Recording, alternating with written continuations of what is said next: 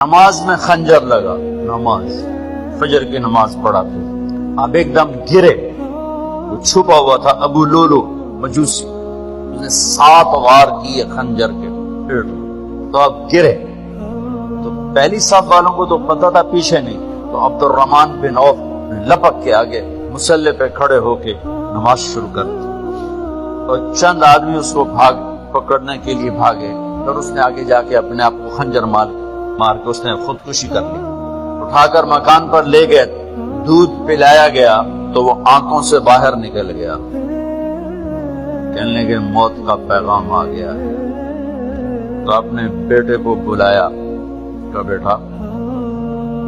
جا کر اماں جان عائشہ سے کہو کہ عمر امیر المومنین نہ کہنا، اب میں امیر المومنین نہیں ہوں، کہنا کہ عمر بن خطاب اپنے دونوں ساتھیوں کے ساتھ قبر کی جگہ چلتا، اگر مجھے اجازت مل جائے تو مجھے وہاں دفن کرنا، اگر اجازت نہ ملے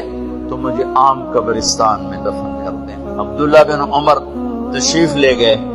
تو اماں عائشہ بیٹھی رو رہی تھی، کہ اماں جان میرا باپ عمر بن خطاب اجازت چاہتا ہے قبر کی اپنے دونوں ساتھیوں کے ساتھ، تو حضرت عائشہ رضی اللہ تعالیٰ عنہا رونے لگی، پہلے بھی رو رہی تھی، کہا عبداللہ یہ جگہ تو میں نے اپنے لیے رکھی ہوئی تھی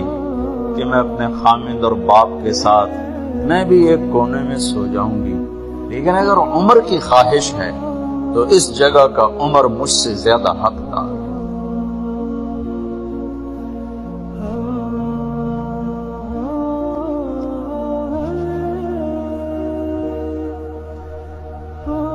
بیٹے نے آ کر کہا ابا جان مبارک ہو، اجازت ہو گئی،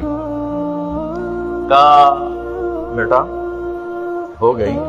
لیکن جب میری میت اٹھاؤ تو دروازے پر جا کر رکھنا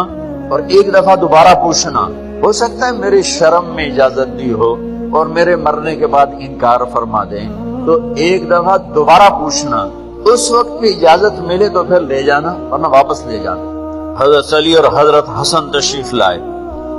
جس دن انتقال ہو رہا ہے، گھبراہٹ دیکھی تو حضرت علی نے فرمایا عمر